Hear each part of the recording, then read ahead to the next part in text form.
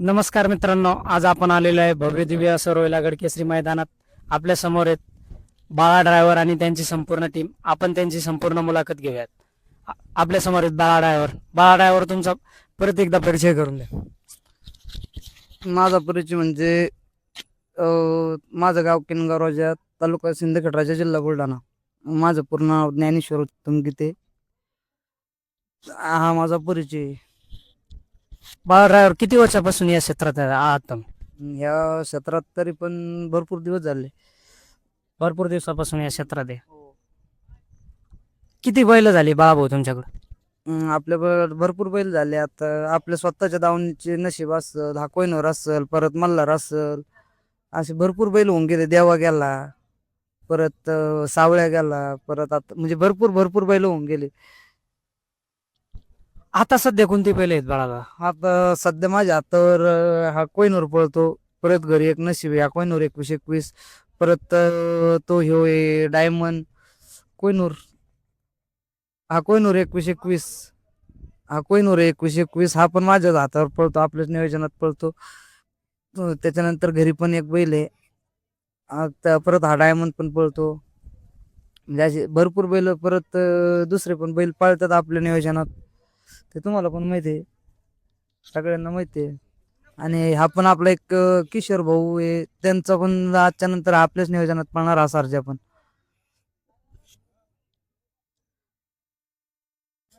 बरं, आपल्या समोर आहेत यांची सगळं टीम. आपण ताईंशी त्यांच्याविषयी माहिती घेऊयात. ताई, तुमचं नाव सांग. माझं नाव पूजा आहे आणि आमचा कोहिनूर आहे 21-21. बाळा ड्रायव्हरचं नियोजन आहे. इकडचाच कुठला तरी बैल आहे. आणि आम्हाला या क्षेत्रात यायला आहे ना, सगळ्यांची म्हणजे जास्त घरच्यांची परवानगी आहे, सहमती त्यांची आहे. त्याच्यामुळं आम्हाला यायला खूप जास्त आवडतं. आणि इथे येण्यास म्हणजे हा नाद असा आहे की ज्याला नसेल त्याला एक वेळा आला की परत परत तो येणार, म्हणजे याचा विषयच नाही.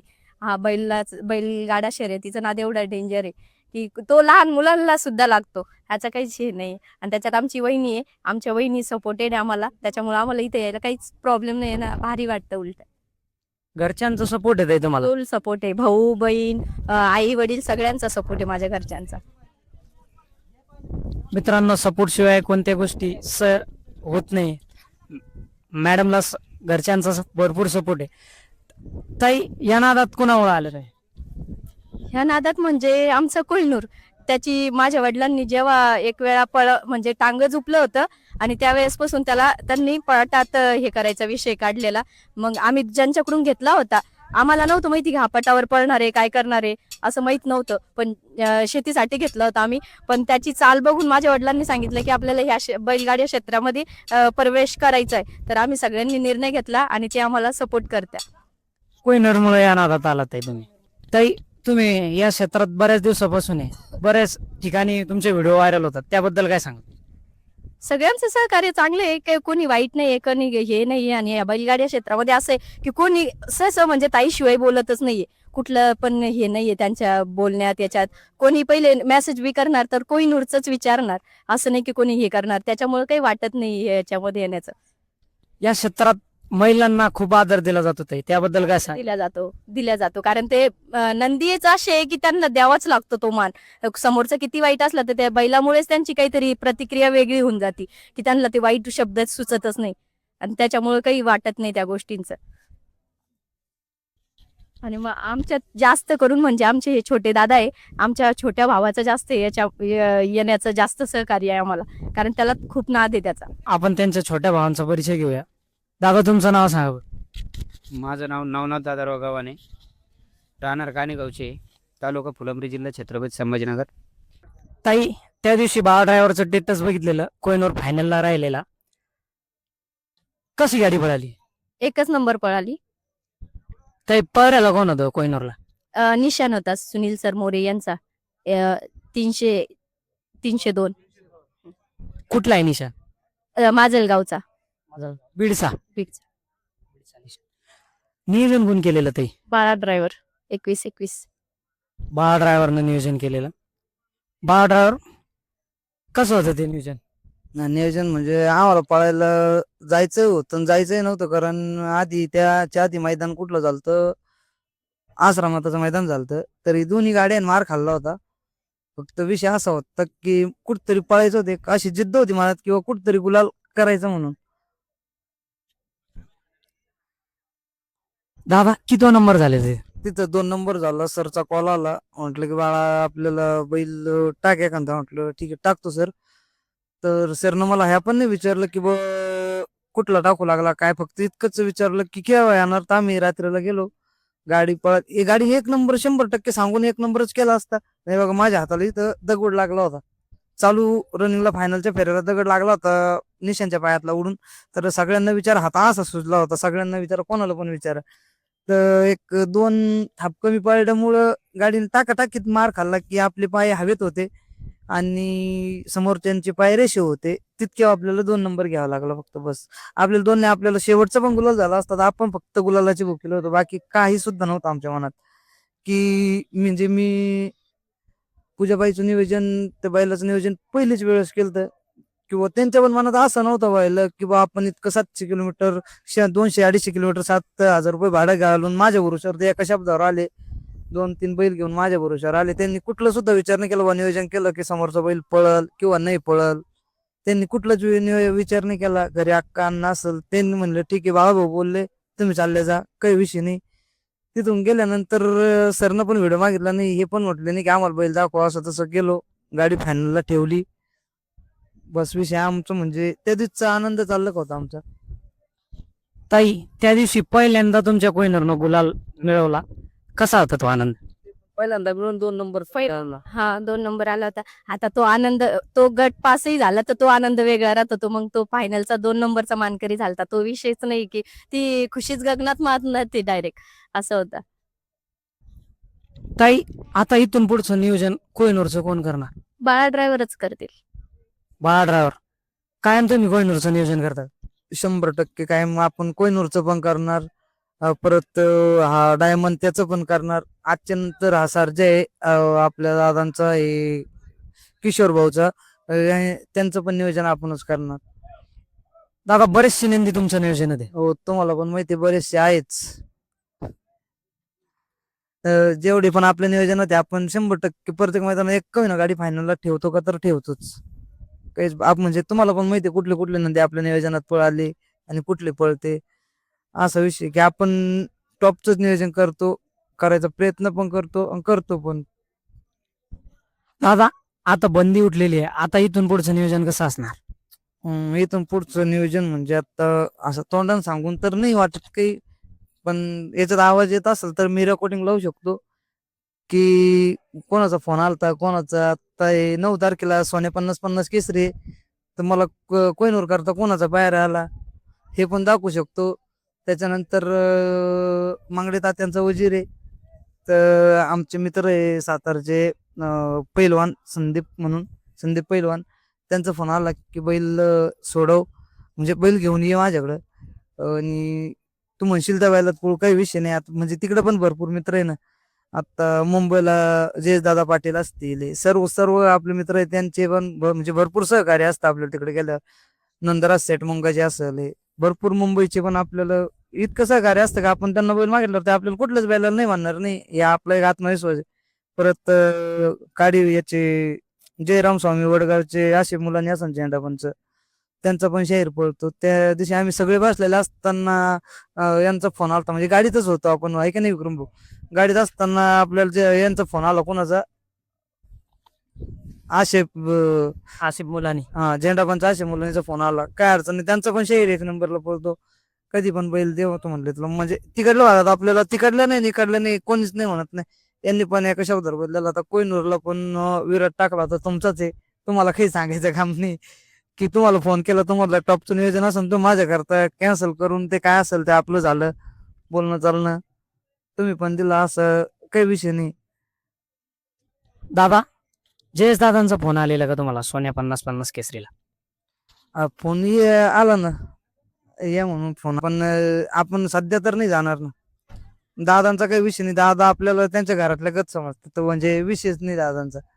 दादांचे आणि तुमचे घरच्या संबंध आहे. हो, 110% घरच्या गत संबंध दादाचे ना आपले. दादा, या क्षेत्रात कायम जीवाला जीव देणारे माणसं भेटत असतात, त्यांच्याविषयी काय सांगाल? नाही, आपण जर कधी कुणासोबत चांगलं राहिलो तर आपल्यासोबत 100% कोणी चांगलं राहणार. आपल्यासोबत जर कोणी वाईट वागलं तर आपण पण त्याच्यासोबत वाईटच वागणार.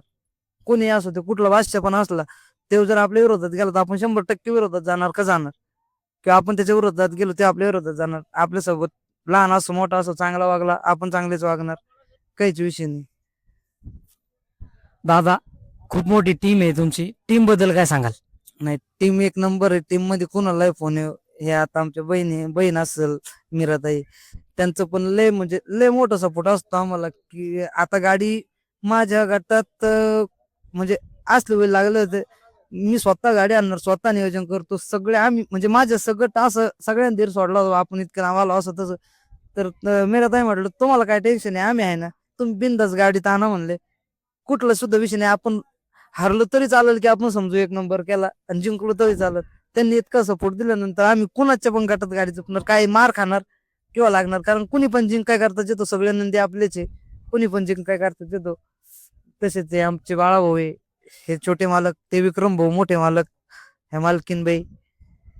असे सगळा विषय म्हणजे सगळा ग्रुप असं एक मन मिळावं, सगळे असे म्हणजे भावा बहिणी सारखे राहतो. असं म्हणजे कुठं मैदानात भांडण नाही, काही नाही. घरी पण अक्का आहे, अण्णा आहे, म्हणजे असं घरातल्यागत संबंध, की ते पण आम्हाला मार्गदर्शन करत राहतात. "बा, असं करा तसं करा." आम्ही त्यांच्याच मार्गदर्शनाखाली चालतो. दादा, त्यांना पण फोन येते निवांत. दादा, या क्षेत्रात महिलांचं प्रमाण फार कमी आहे आणि तुमच्या टीम मध्ये बऱ्याचशा महिला आहेत, काय सांगाल त्याबद्दल? त्याबद्दल म्हणजे महिलांनी हा क्षेत्र, काहीच्या घरचा सपोर्ट नसतो, काहीला वाईट वाटतं किंवा काहीला भीती वाटते व हे क्षेत्र द्यायला, कारण इथं सगळे जेंट्स असतात. लेडीजला वाटतं बा, कोणी काय म्हणन कोणी काय म्हणन. पण आमच्या ज्यातल्या महिला असे आहे, की कोणी काही बोललं बी तर त्यांना जागेवर उत्तर द्यायची त्या धमकत्या होतात. म्हणजे आम्हाला त्या गोष्टीकडे बघायचं सुद्धा काम नाही. ते स्वतः एकल्या पण जाऊ शकते मैदानात, कुठं पण एकल्या बैल घेऊन पण जाऊ शकते, कारण त्यांच्या जागेवर ज्याचं त्याला उत्तर द्यायची क्षमता आहे. क्षमता आहे, म्हणजे आहेच. त्याच्यानं त्या कुठल्याच गोष्टी म्हणजे आमच्यात सुद्धा असं वाटतं कधी कधी आम्हाला, की आम्ही तरी कुठं हार मानू. पण त्या आमच्या पाठीमाग असताना आम्ही कुठंच हार मानत नाही. म्हणजे आम्हाला म्हणजे हार पण मानू देत नाही. बऱ्याचशा लोकांचा महिलांना देखील सपोर्ट आहे, त्याबद्दल काय सांगाल? नाही, सपोर्ट भरपूर जणांचा आहे. भरपूर जणांचे कॉल येतात, त्याला मेसेज येतात, फोन येतात. म्हणजे की कोणाचं पण आलं की कोणावर विशेष विचारतात. कारण आता ते कसं असतं माहिती का, म्हणजे कुठलाही बैल असो, गरीबाचा असो श्रीमंताचा असो, बैल पळाला की त्याला 100% कॉल येणार का येणार. जो बैल अंधारा बैल बिनजोडला पब्लिकला इतका पळतो बैल, की मुंबई अड्डा असो, कुठं कुठं पण असो, हा कोहिनूर 21-21 कुणाच्या पण गळ्यात घालायचा. मुंबईला बिनजोड म्हणजे कुठं पण, महाराष्ट्रात बिनजोडला कुठं पण घालायचं, असं म्हणायचं नाही. तो पब्लिकनं पळत नाही. फक्त विषय असा होता की म्हणजे ते क्षेत्रात असल्यामुळं, नवीन असल्यामुळं, की त्यांचं नियोजन होत नव्हतं. आणि जे समजा 4-2 जण माझ्यासारखेच त्या नियोजनात त्यांना गंडवत होते, एका दिवसात 4-4 बैलाची फेरे किंवा काय असं तसं. तर त्या गोष्टी म्हणजे मला तर नाही योग्य वाटलं. पण त्या कान्नाने पण आपल्यावर म्हणजे त्यांचे आई वडील काय माझे आई वडील काय एकच, त्यांनी माझ्यावर विश्वास ठेवला. म्हटलं बाळू तुम्ही जे करसाल ते. मी 6व्या दिवशी दोन्ही पण बैलाचे गुलाल केले. म्हणजे आपलं पळतीचं पान त्या कृष्णानंच बदलवलं डायरेक्ट. कृष्णानं पळतीचं पान ज्या दिवशी बदलवलं आपलं, त्याच्यानंतर आपला 2 नंबर झाला. पण तो कृष्णा काहीतरी अपघातामुळं वारला. नाही तर आज तो पण मैदानात असता आमच्यासोबत. दादा, या क्षेत्रात फसवेगिरी खूप चाललेली आहे, पैऱ्यांबद्दल असेल किंवा बाकीच्या गोष्टींबद्दल, त्याबद्दल काय सांगाल? नाही, हे क्षेत्रच तसं आहे की चालूच असणार आहे. कारण आज माझा बैल पळत नसला, मला पण कोणाचा फोन आला तर मी त्यांना सांगणार की नाही बा, माझा बैल एक नंबर पळतो, असं तसं. दादा, या क्षेत्रात वायदीचं प्रमाण देखील वाढले, त्याबद्दल काय सांगाल तुम्ही? तर वायदी तर समजा चांगला बैल टाकायचा म्हटल्यावर वायदी द्यावंच लागणार. किंवा आपल्याला पण जर कधी कुणाचा पण समजा जर कधी कधी न पळालेला वासरू असेल, ते आपल्याला टाकायचं म्हणलं तर आपण निदान भाडं थोडं तरी घेणार. वायदी नाही घेतली तरी भाडं थोडं तरी घेणार, काहीतरी करणार. लय मोठं नियोजन होत असेल ते आपण पण 5-10-50 देतोच, कारण समोरच्याच पण अपेक्षा असते बा, गाडीने मार खाल्ला तर आपण काय घरातून पैसे भरायचे का, असं तसं. प्रत्येक ज्याचा त्याचा विषय असतो तो. दादा, हे क्षेत्र गरिबांचं राहिलेलं आहे का? जर कधी बैल पळत असेल तर क्षेत्र गरीबाचं पण आहे आणि श्रीमंताचं पण आहे. जर बैल पळत नसेल तर हे क्षेत्र कुणाचंच नाही. हा, बैल पळत नसेल, ज्याच्या खिशात पैसा असेल त्यानंच हा छंद करायचा. म्हणजे गरीबाचा हा छंद नाद नाही राहिलाय गरीबाचा. कारण गाडी भाडं असेल, ड्रायव्हरचा पैसा असेल, परत मैदानातला खर्च असेल. कारण एक व्यक्ती एक बैल घेऊन जाऊ शकत नाही, त्याला 4 ते 5 पोरं सोबत लागतात. आता एक कोहिनूर आहे, आता इतके सगळे जण एका बैला सोबत आहे, म्हणजे कुठलं पण आता सगळे अल्लग अल्लग लागले. आता कुठल्या पण बैला सोबत इतके सगळे खाली सोडायला जाणार, वर पण धरायला येणार, सगळ्या गोष्टी हे करणार. कारण हा क्षेत्र की म्हणजे एक जोड जमा असल्याशिवाय हा क्षेत्रच नाही राहिला.